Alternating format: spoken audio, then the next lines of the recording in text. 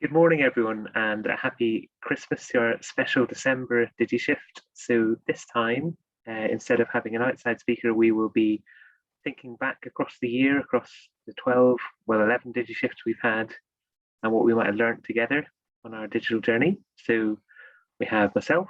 Today I'm Comet Fitzgerald with a reindeer name, and we've got Maddie and Ross as well. And we're just going to kick off by starting our kind of reflection on the year gone past and how much we learnt. And we're really welcoming people to use chat to chip in with thoughts or observations. It's a quite informal session today because it's our last one of the year. So without further ado, what I think I'll do is I'll kick off with maybe the first thing I thought of that was a really interesting thing to learn. And then I'll pass across to Maddie and then Ross, and we'll go from there. But welcome everyone and thank you for joining us. So it was quite hard to think of. There's so many little things that I learned from our various speakers this year, but I think something I learned quite early on was in the session we had on asynchronous working, so how to share ideas when you don't share a space. And I think the thing that I took away from that was that if you do asynchronous working well, so that's where you kind of send the message but don't expect immediate reply and recognize that your team might be in different time zones or with other commitments. That's a really inclusive practice because it allows people time to reflect and respond well. Because something I'm really guilty of is I often make very off the cuff responses and respond very quickly because that feels productive. But actually giving people a bit more time almost always adds more richness to the response and makes for a more inclusive team. So that's something I've been trying to do this year. I think other people will tell me whether I've been succeeding or not. But that was a really interesting insight for me, was it's a way of making your team more effective, is acknowledging asynchronous work can mean waiting a little bit and planning ahead. So I'm going to pass across to Dasher now, or Maddie. Thank you very much. Good to see Nessa's just joined us with a Santa hat on. Fabulous. Good to see it. Thank you very much. Loving these Christmas jumpers, Christmas outfits. For me, I think one of the first key points again was that it was starting in January, where it was Bobby and Wayne, and there were key things around there about thinking around collaboration and strategy. And Wayne's had this message throughout the year that I've kind of been really embracing, which this idea around having a digital strategy. It doesn't just sit at senior and board level. It's actually collaboration. It's an effort from everybody, and everybody is involved in this, from all the way down operational level through to volunteers, all the way back up again, and that it belongs to the organisation. So it was about embracing values, embracing culture, and everybody kind of having a very clear vision and understanding of what's going on. And that's been really interesting for me, somebody who has been in a senior position where strategy is attached to that job, where that's what you do. You're the person that's in charge, so you create this. So that was kind of really interesting. And then also from Bobby's doing a digital strategy training program. I think it's 50 quid if anybody's up for it. She starts in January, I think. So please do plug for Bobby. But that idea as well, that Bobby takes a service design approach. So a lot of it is embedded all the way through. So it's into everything. So not having these standalone documents, but really bringing them to life, I think was really key for me in January. I'll pass over to Ross/Donna just now for that other one. I think I'll stick with that one there. Thank you. Thanks, Maddie. Mine's probably less so one from speakers and more from attendees that we've had. And I think the big thing is just trying to be kind to your staff and acknowledging that people have had a very, very hard year, and it's still going to be hard into 2022. And I guess part of that is recognising burnout and ways of working. Some of the stuff that John just touched on about asynchronous working is, for a lot of people, that's going to be better than trying to replace the office and the workplace and sticking it all on a Zoom call. But actually investing in people longer term, and whether that's around training or support for your board. I think probably alongside that is, it's very easy for us working in positions where we're purely focused on digital to sometimes be a bit naive about it. And I don't mean that in an offensive way to anyone at all, and I include myself in that. We had a conversation recently.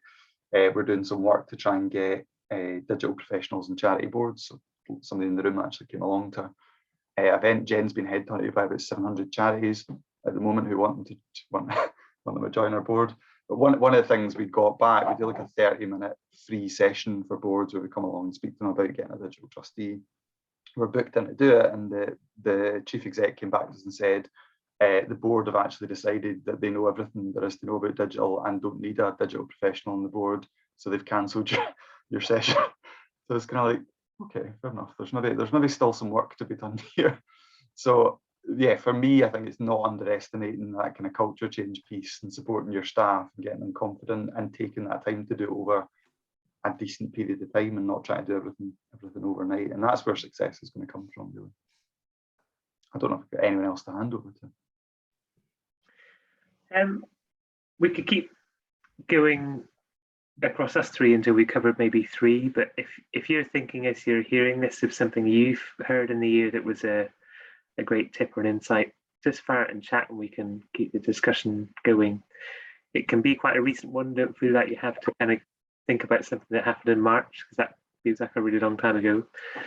I think my second one was Sarah Winters was really fantastic on content, and the big thing that I took away from that was the point she made about a big challenge with digital is you've got potentially infinite space for content. So, you know, if you had a printed publication or a physical event, you've got physical limitations on that. You know, it can't be 8,000 pages long, or your event can't be 24/7. But in the digital space, there's not a kind of natural endpoint. So you've got to be a lot more disciplined. And her point that she was hammering home a lot was just the value of, it's not about how much content you have, but the quality of that, and that users will almost always benefit from shorter content that's been put together well than kind of an endless sea of content. And I think that was striking to me in terms of, I was thinking back to the early days of the pandemic when everybody's diary seemed to be entirely full of Zoom meetings all day, every day.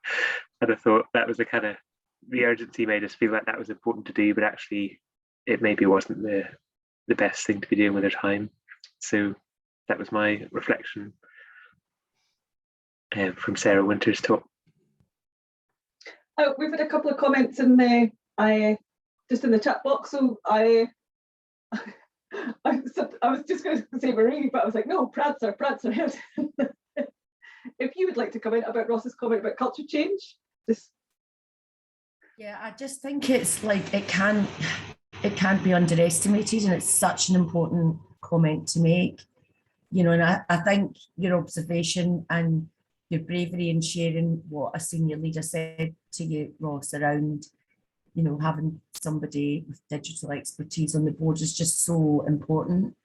I think that it's really hard to try and influence people at that level to be a bit more broad-minded about this, you know. And I think that there's something about maybe educating people or giving people more information about what does digital actually mean, because I think instantly people just think IT, and it's really not. And I'm not an IT practitioner, I'm an HR practitioner, you know. So, but I think digital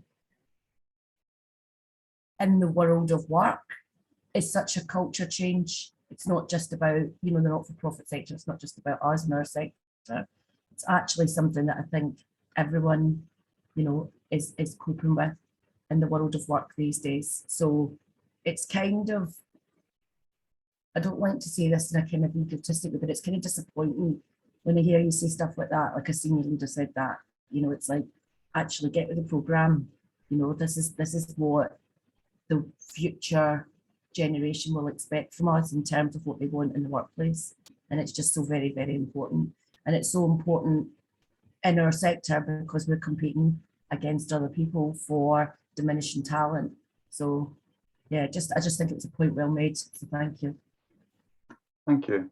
Yeah, and I think, yeah, I thought you brought some doom and gloom to what's meant to be like a lovely up end of your celebration. I'm sorry about that. But I do think there's something to be said about, I guess, just a dose of realism is sometimes okay. And once you know what the reality is, then you can start to move on. I mean, one of the other things speaking about recently with the charity was just, I guess, this acknowledgement that we don't need to wait until a charity who isn't someone colossal like Bernardo's can afford to employ a service designer before we start to embed service design principles. Like, probably nobody in this room is ever going to be able to afford to outcompete Scottish Government's junior service designer salary, because a junior service designer is getting paid the same as some charity chief execs, and that's okay. And actually what we might do is we might start to embed some of those principles and ways of working throughout our staff teams, and we'll have a culture that underpins that rather than it sitting with one member of staff. But I think there's, yeah, just what you've described there is that dose of realism allows you to kind of move on and understand what you need to do next, and that's okay. Right, I'm going to hand over to John because he's going to bring it upbeat. Yay. Yeah. Yeah.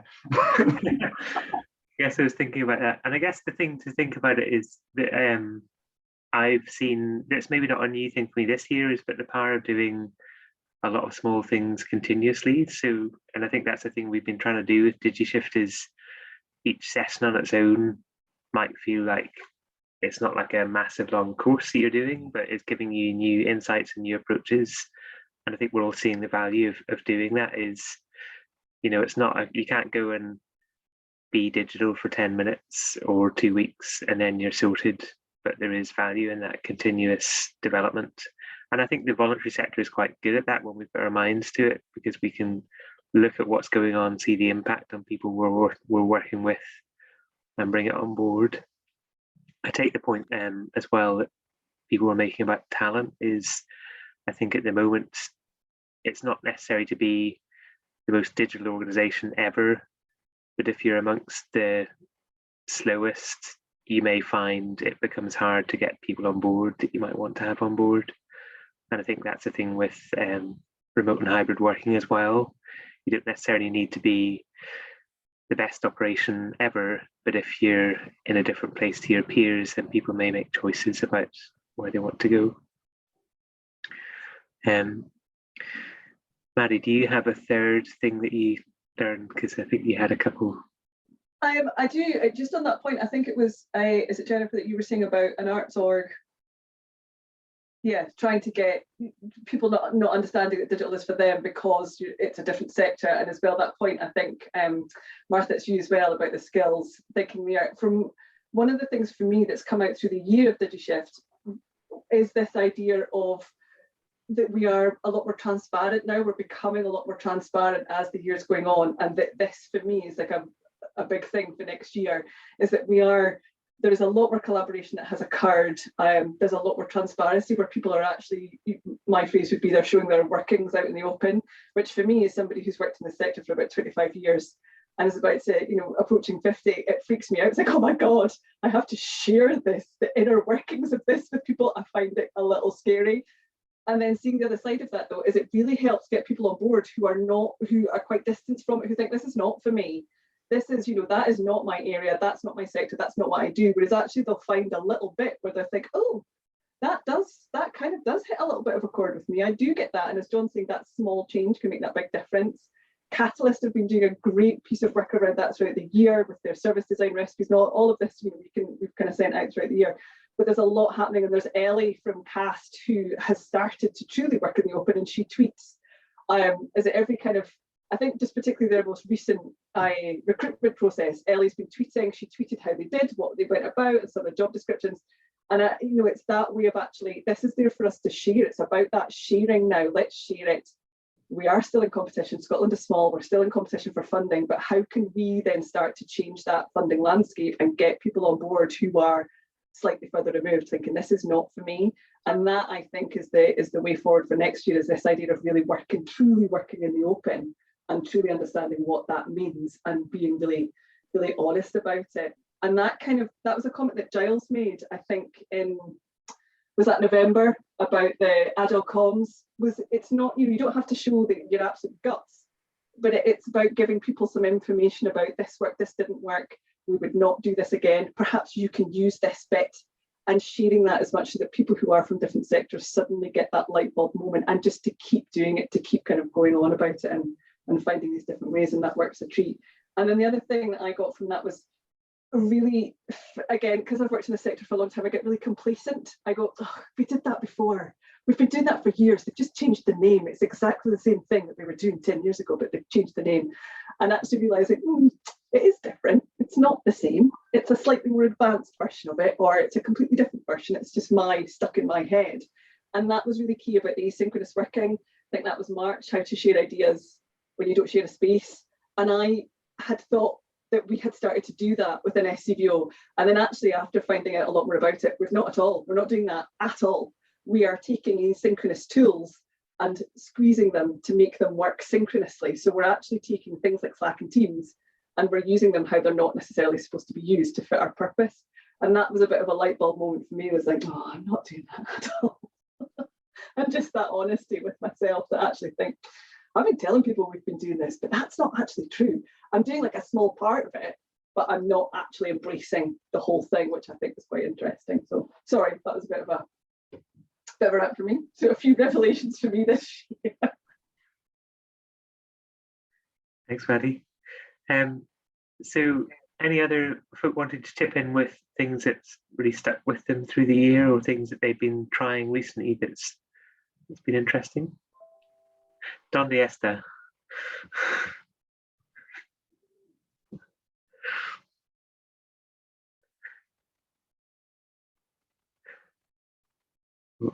Hang on.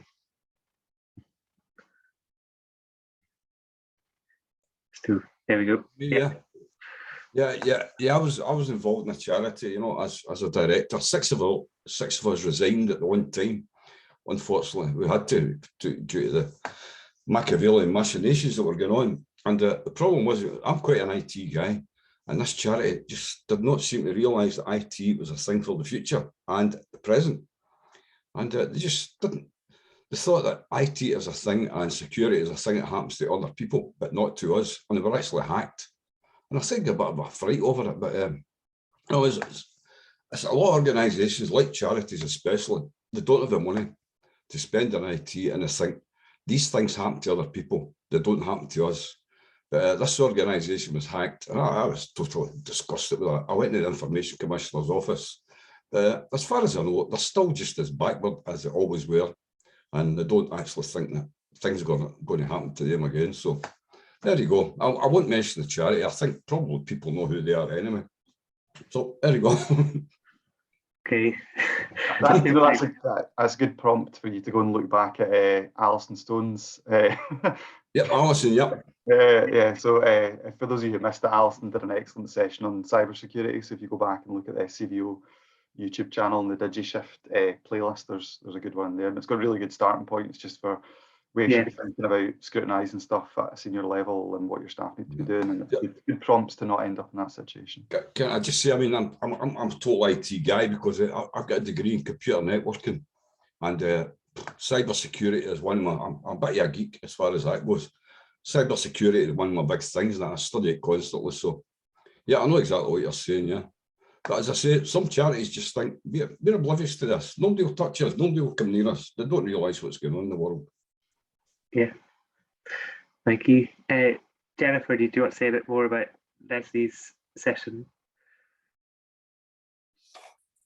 Yeah, so Leslie's session was great. I do quite a lot of working, like I'm a freelancer, so a lot of working with different arts organisations who are all third sector, you know, like charities. They don't always see themselves as that.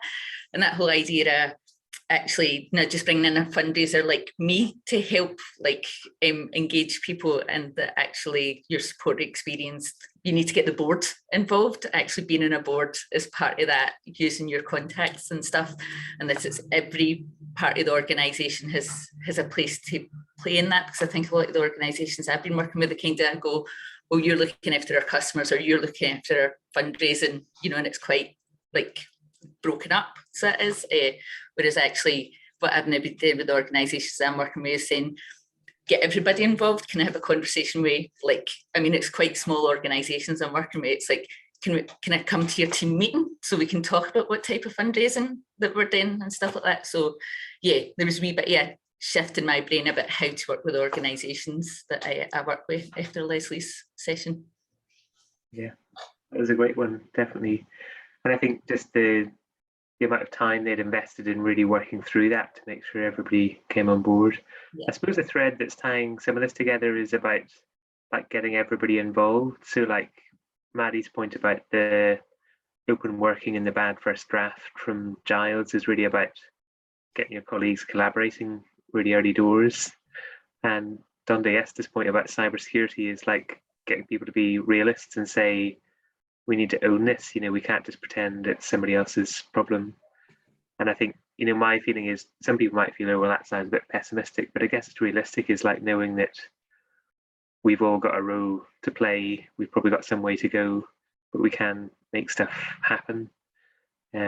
So yeah, and I think that is like a big, for me, I always come back to the big benefit of digital platforms or tools is you can do that. You can build gradually. You don't have to kind of invest it all at one point and then that's you're stuck. You can keep growing as you go and keep adding features or layers to it as you need to. And I think that for me was an interesting point from Paul de Gregorio's session on big digital movements. Was what was striking there was how much testing the big organizations are doing. So when they're putting messaging together, they don't just write it and then launch it and kind of walk away. They spend a lot of time learning and observing and seeing what's resonating with people they're talking to. And they use that to kind of continually refine what they're talking about. I'm just going to quickly glance at chat. Prancer Hernandez is flagged. It wasn't a DigiShift session, but was one where Dan Such came and talked to our senior leaders and just about the value of kind of pushing people to say, what's your evidence for that decision? And again, that's the thing I think an advantage that digital has is you've always hopefully got data points you can look at and see in terms of what's working and what's not. Yeah. Any thoughts from you, Donna or Dasher? That's Ross. I was going to get confusing. It's Ross or Maddie, or also anyone from chat as well. If you've got something you've been thinking about, what about anything that you took back to your team and that resonated well with people? Yeah, I guess mine was less a thought and more, gosh, I've become one of those people. It's less a thought and more of a statement. If I ever say that again, just all throw me out the call immediately. I promise not to say that again. It was Christ, not a question for the room. I'd be interested to know if there's something that people are planning to do in the new year. So if anyone's got any New Year's resolutions where they're thinking, here's something that we've learned, or it could be through one of the DigiShift calls or through something else, but you feel 2022 early on is something you want to do something with. It could be around staff training, or it could be around culture change or new ways of working. Just be really interested to know. Dan, so you were other, yeah, no, we've only got one dancer. You were nodding away there. I don't know if that means that you've got something in mind or not. Who, me? There's two dancers. Oh, sorry. Right. Okay. Yeah, it's you now, Kat. Yeah. So, yeah. I was just starting to type something, but yeah, like I think like a lot of people transformed our services at the start of the pandemic and like did all this stuff and great, off you go. Here's some online training for you, but now we need to test it and make sure that it's working, because I think the demand went through the roof for what we were doing and it didn't leave any space to actually check any of it is truly user friendly, and there's so many users now on our platform, for example. So yeah, that's definitely something that I think, and it might be common amongst a lot of people, that they've had to kind of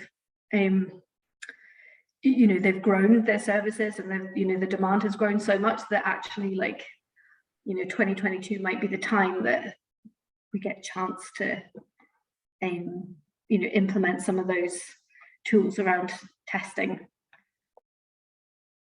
yeah, I think that's a really good point. Yeah, both I guess the notion of taking the time to understand your users, but also actually sort of got a child whispering up a ladder because I'm in the loft. It's a bit isolating. Anyway. What did they learn this year, Ross? What was that? What was their learning from this year? What was their learning? That Dad spends too much time in the loft, I think. From this year. I love when they think they're subtle. They're like, Dad. Like, you're still being really loud. You just like put on a different Well, voice. maybe while you're taking your front, Ross, Laura, you had a really interesting point about data poverty and tackling PDFs. I wondered if you want to say anything about how that process of removing PDFs is going, because I know it can be a bit of a battle sometimes. Turned out we had quite a lot. So I think it's the big one for us has been, we've always had on the website our digital welcome pack that has just kind of sat there statically doing not very much, and you know, we direct people to it occasionally, whereas after that session, one of the big things we've done is we've now created a digital welcome pack, which apart from not being a downloadable PDF, it's just a standalone web page that we've set up. So you go on and it's got links to all the useful stuff. So it's more interactive. It's got videos on there. So it's a lot more user friendly. It's got a lot more functionality. It's a lot more real time than what we had before. So I think apart from it being good from a data poverty point of view, because you're not trying to download PDFs and using up people's data that way, they can choose to access what's actually important to them. But it's also made us reevaluate what we're including in it, and what's actually useful to people. I think we've also started using Hotjar, which has helped us figure out what people are actually using on the website and what pages people are going to. So we've used that to feed in as well. So yeah, there's been some really good takeaways this year that have changed how we're doing things. Great. Good stuff. Yeah, no, I've applied the new PDFs. Thank you very much. Somebody was asking me for input on a project and there was a possibility of PDFs, so I said, no way.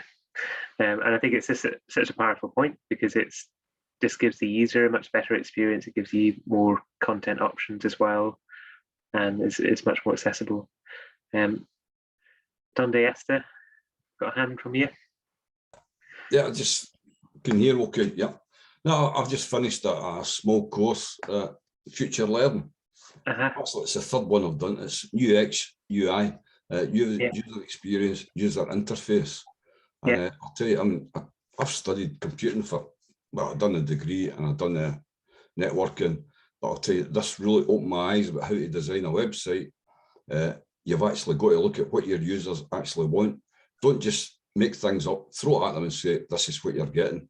And that's when you get problems like this doesn't suit us, it's not accessible for blind people, etc., etc. So it's an amazing course, UX, UI, on the Future Learn website. I've learned so much from it. That's great. I have a funny little story about user interface, which is a story that the Downing Street Christmas tree was all set ready to be switched on. And the Labour MP came along and they thought this grey box was a doorbell, so we pushed it, turned the lights on. So that's a good example of like bad user interface design. And I think, you know, it may have felt like a kind of detail that was tricky to get to, but now it's so powerful, because if something doesn't work as somebody experiences it in the real world, you might as well not have it. So it's a really important lesson. And I think that's probably something which organizations are going to have to come to terms with more right now and in the next year, because we've maybe built things quite quickly to meet an urgent need, and now we've got to think about going back to choice again, you know, as hopefully pandemic pressures ease a little, people maybe be choosing, well, do I do this online or do I do it face to face, or do I connect with this organization or another one? And I think in those scenarios, if you're not doing a really good job in terms of user experience, people may not choose your organization, or may think, well, I can't do this because it's too difficult to engage with. Because I think the pandemic gave us sort of permission to try new stuff, and people had a lot of appetite for that. But I think now people will be going, well, I want to do what is easiest for me. And if you're able to meet that, then you'll do well, I think. But if you're not, then you might not. Any other thoughts around the room? Yeah, Jennifer's put a comment into the chat box. Okay, yeah, and that was a really interesting point from Oliver's session, because it's a funny one, Oliver's session, because we were really thrilled to have him, because he's a very, very best-selling author. But it was, you know, quite a different way of thinking to our normal digital focus, but it was very relevant, I thought. I don't know if you want to say anything more about it, Jennifer. Or... Yeah, I'd already been reading Oliver's book before, like you had announced that he was going to come on, so I got quite excited about that as well. So I did, and actually for him, his book kind of consolidated quite a lot of things that I had been trying to shift in my life this kind of last year. But actually, how he was communicating it, I was just like, oh my God, this is like this. Like there were so many light bulb moments, and if you see my copy of the book, it's just tons of tabs and under like lining. I look like a crazy bird. But the big thing for me was part of that. I am a person who will fill up like every moment of my time with work or things. She says on day 13 of working straight, I am taking a day off tomorrow, and trying to shift that, trying to make sure I'm taking time off, and also realising that I don't have complete control of my time, that somebody else or something else is actually, it's going to come up, and that is just life. So next year, definitely leaving more space in my time and diary, and not giving myself such a hard time when maybe things don't go to plan is a big one for me next year. Cool, thank you. And that one, was that October, Maddie Ross? Remember? Yeah, so many DigiShifts, it's trying to remember what was when. If you go onto YouTube and type DigiShift, you'll get the playlist of everything. Grand. And Cupid Hernandez was talking about liberating structures, check-ins.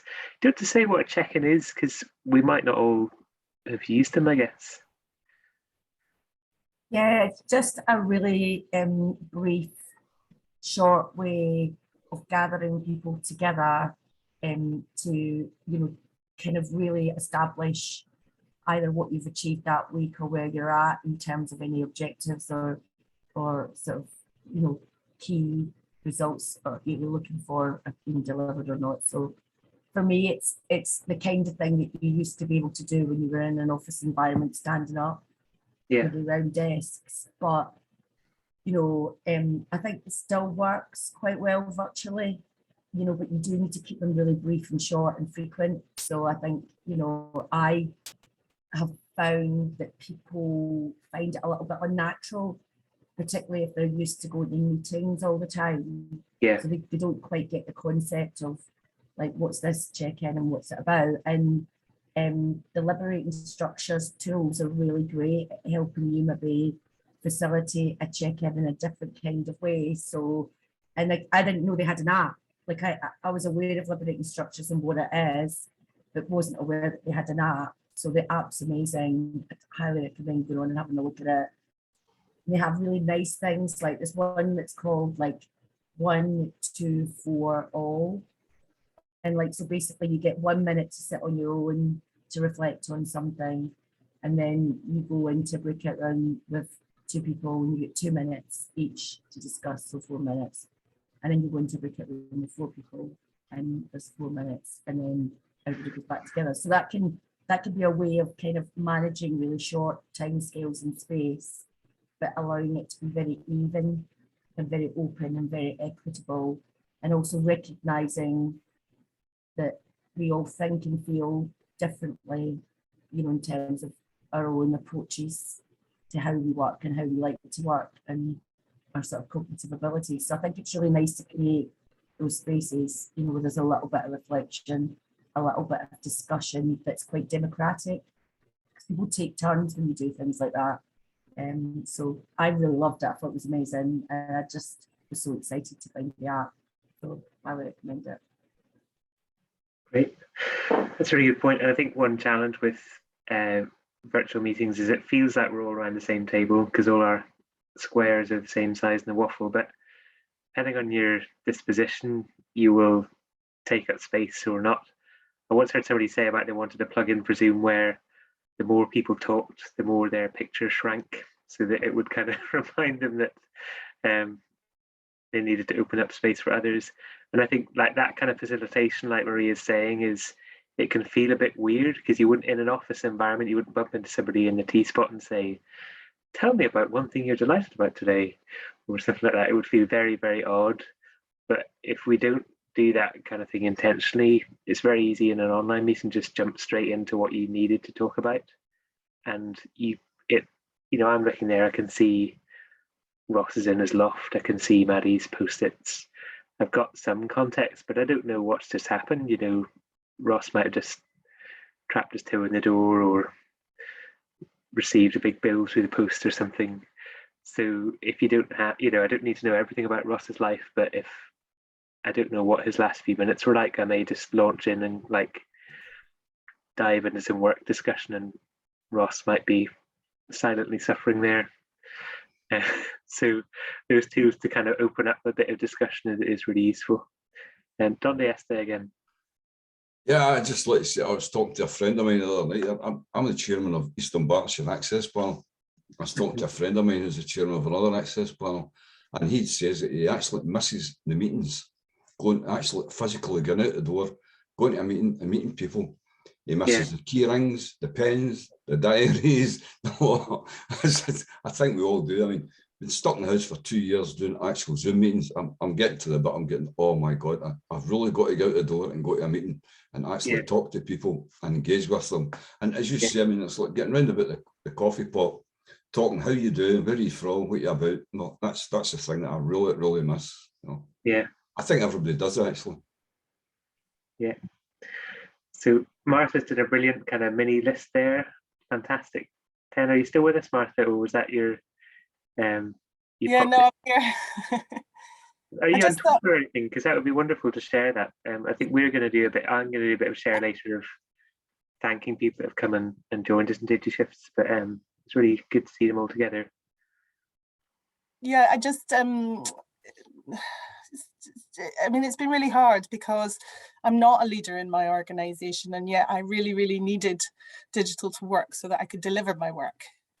So we created this sort of cross team group where we meet once a week, a standing meeting, open, flat structure, and it's an hour every week. What digital issue do you have? That's it. There's like nothing else, So I've just had another message on Teams going, right, we've had a discussion about Google Docs now. Maybe we should make sure that in our subscriptions list, we have the passwords to sort of group Gmails that are used by different departments in the organization. So, I mean, it just carries on and on and on. But on that list, the no PDFs one, I'm sorry, trying to change attitudes within the organization to the no PDFs is just, it's an endless fight. For some reason, people don't like the idea that you can update information if you link to a Google Doc rather than a PDF. I don't understand that. And then the work that we're in, policy context is changing all the time. We're just having the Nationality and Borders Act going through Parliament at the moment. It's going to radically change what rights and entitlements people in the asylum process have. We have to keep up to date with that. We cannot have information on our website that is it's really out of date, and if we PDF everything, then that's basically what's going to happen, instead of, and of course we need to get our material translated as well. And again, a Google Doc is much better, quicker, faster, way of doing that than sending a whole new document to translate. It's very expensive to do that and get it back. So anyway, that's just on the PDFs thing, one Zoom, all Zoom. Everybody's going to this ridiculous, let's do hybrid meetings, let's have a hybrid event, let's have hybrid this, hybrid that, and absolutely nobody who's actually setting up these hybrids have any clue about just how hard it is to do good hybrid, including, external events, internal stuff, meetings, small meetings, big meetings, the whole works. And a hybrid's really, really hard to achieve quality participation in that. So the one Zoom, all Zoom, I just think is essential until we know what we're doing better, and that the etiquette of a hybrid is actually really internalized and learned. Nisa, we've been looking, I mean, all we can find right now is Zoom rooms, but you need lots of new hardware and stuff like that and software to do it properly, to really do it properly and get proper participation in the meeting, feeling valued. But actually it's about our attitudinal change. Yeah. About how you can't just have an agenda. Yeah. Lisa, to respond to your point about are there resources, so for quite a while our position on hybrid has been try not to do it. Yeah. I have got an internal note because a board I'm on did a hybrid meeting last month because we had to do it. There were reasons why some people needed to be together and some couldn't. And so I've prepared a kind of internal note that it's still in draft. I mean, maybe it's a bad first draft that we just need to share perhaps, but it's just because recognizing there's so many dimensions to it. And so, if you're an organization with a very limited budget, you would take one approach. If you're an organization thinking about fitting out a room, you might take another. But it's a very kind of early stage. In practice, when we had this hybrid meeting, two things that stuck with me were the sound was good, so people heard each other fine all the way through. Our external people were being projected onto a wall. And it's a bit like in Star Wars where Princess Leia gets projected out of R2-D2. It's a bit kind of faint and distant. But the other thing that happened was all the trains got stopped by the big storm, so that felt much more annoying than traveling 10 feet to your desk to go and Zoom. So I think it's a very emerging area, and I think, as Martha says, there's a lot of thought that needs to go into it. And yeah, for now, all Zooming is probably an easier way of just keeping it manageable and easy. I think one thing that some organizations are doing is thinking about splitting their agendas. So a board might sometimes have the routine stuff that you can kind of move through quite quickly, but you might have some big discussions where being in person is more useful, more important. And so thinking across the year, you could then parcel out your agenda so that you use Zoom to do a lot of the kind of quick decisions that you can just get through, and then you sort of save up your in-person meetings, so you're using that time to do something that's a more difficult discussion or requires more reflection. Yeah, Dundee, yesterday again. Yeah, it was, you're talking about PDFs. That's quite an interesting thing. Like a Word document is quite easy to read through a screen reader for blind people, but PDFs are actually a photograph, which are actually extremely difficult for blind sighted people to read. And the Scottish Government and local authorities keep sending stuff out on PDFs. And the amount of problems we've got through that with blind people trying to access information is pretty bad. I thought I'd just bring that up. Yeah, that's a fair point.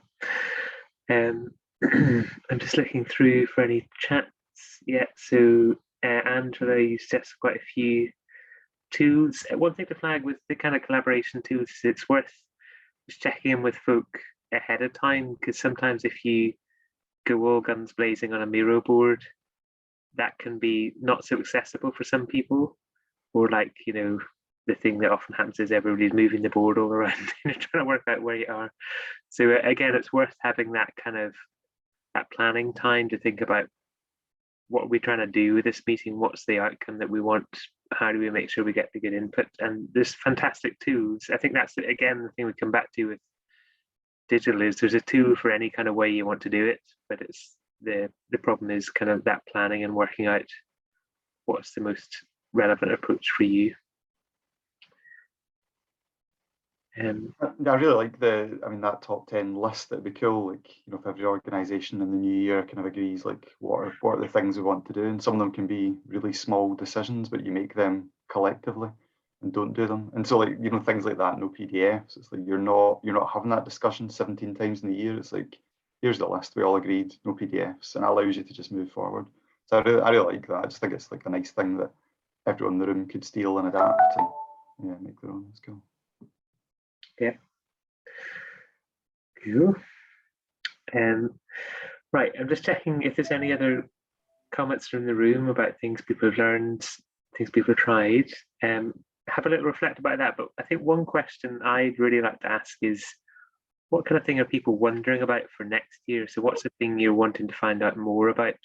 Because I think that's an interesting question in itself, and it may help us as we approach topics. So something you're thinking about, I'd really like to know more about this as we do the work next year.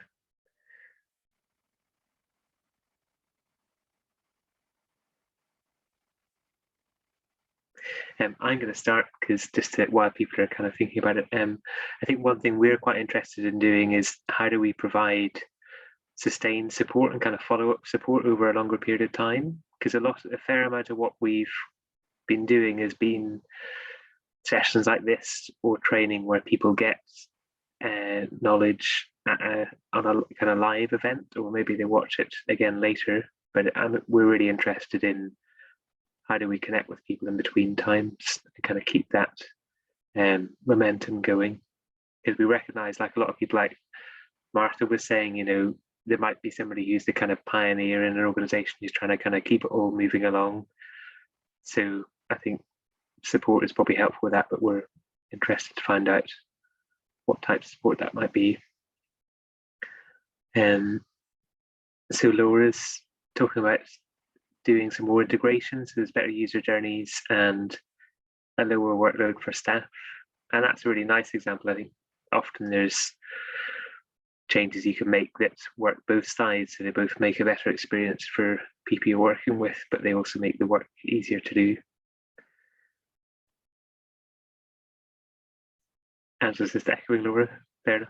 Are you in the same organization, or is it just you're doing the same kind of work? Yeah. One thing which really struck me this year as a learning one that wasn't on DigiShift was we did our digital checkup, and a third of organizations completing that never use a CRM or database, which was a big surprise to me. But also maybe think, well, that's a good thing people could try. And Comet Hernandez, Marie is asking about other organizations that are using agile culture. Martha's asking for tips about digital doubters, resistors.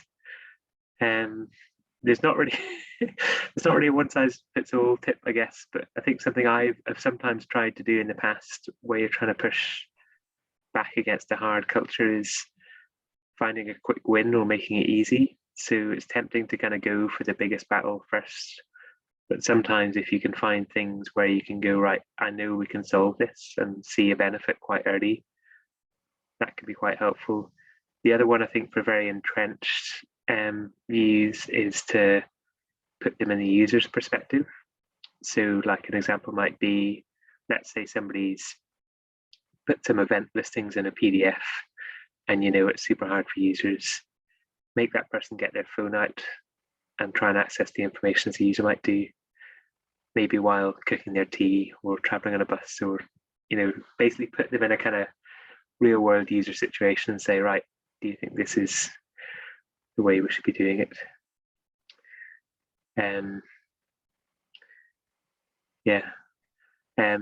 As you're talking about staff are resistant, are there particular aspects that are barriers for them that are common themes, or is it a whole array of different ones? I just find that when we're trying to get them to do more digital to support customers, etc., it's almost like an we didn't do this, that's not part of my job.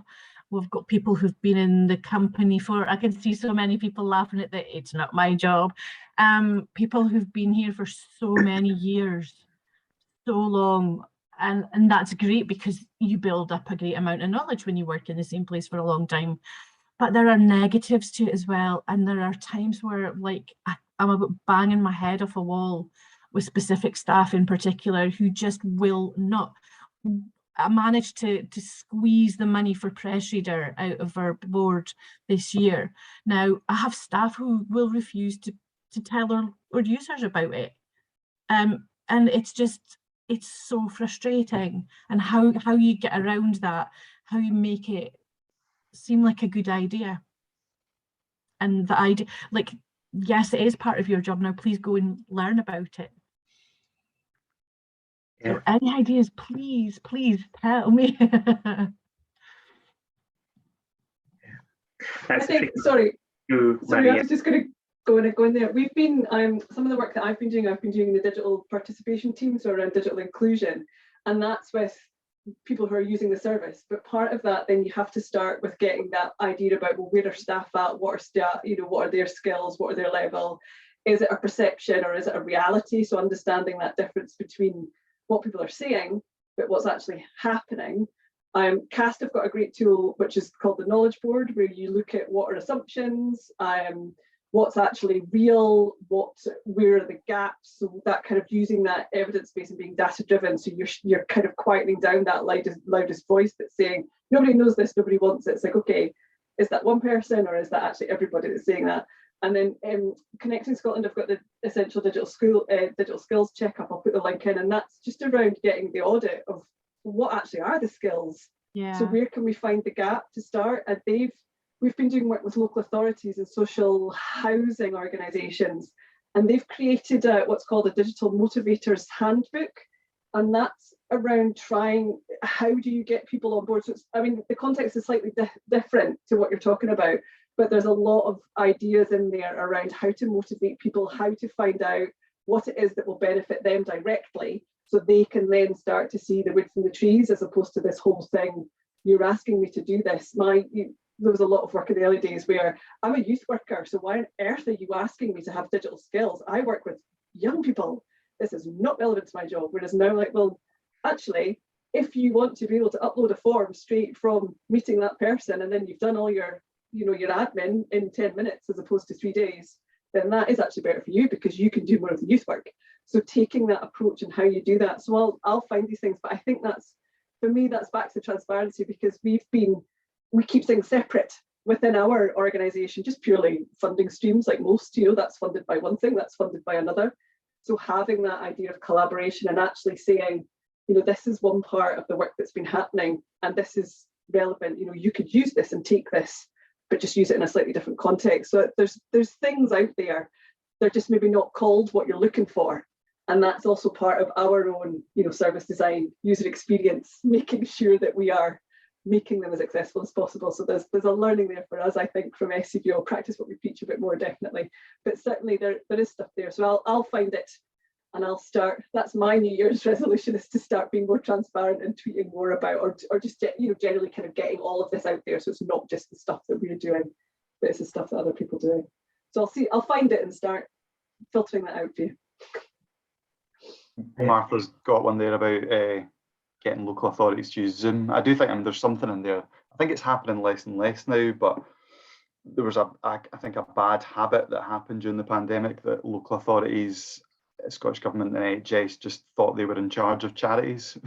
And like, no, you're not going to get to use these digital tools. We decide the digital tools. And actually, sometimes there needs to be a bit of pushback, that like, just because someone's giving you funding doesn't mean they get to determine all the platforms that you use. I think having a conversation on that, and particularly like Zoom's tightened up, like it's a total misnomer, the security stuff around Zoom now, and we're still having these conversations like 2 years on. It's utterly ridiculous. So and I do echo, like, I'm not a massive fan of Teams, but it's for good reasons. Like, it's pretty crap. Like, it's not conducive to feeling like you're actually speaking to other humans. Like, there's lots of stuff that's not good about it. If your organisation uses it, use it well, would be my advice. But yeah, there's other options out there. Jennifer saying joined the Teams webinar last week, trying to add 1,000 people to the session. Wow, Christ, that's yeah.